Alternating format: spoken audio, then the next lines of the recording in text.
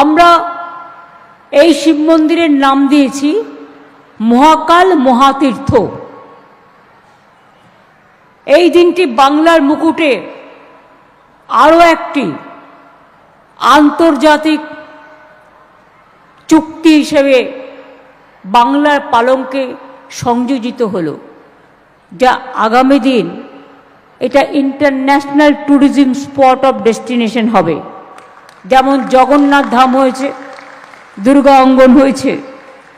মনে রাখবেন, আমরা আজকে যে শিলান্যাস করব, জায়গা দিয়ে দেওয়া হয়ে গেছে, টেন্ডার ফ্লোট করা হয়ে গেছে, জমি ভরাট ইমিডিয়েট শুরু হবে। কাজটা করতে যে 2-2.5 বছর সময় লাগে, বিরাট কাজ। মনে রাখবেন, এটা কিন্তু বিশ্বের অন্যতম বৃহত্তর শিব মন্দির হবে। শহরের ভগবান শিবের এক প্রকাশ রূপ হল মহাকাল, যিনি কালজয়ী, সময়ের ঊর্ধ্বে।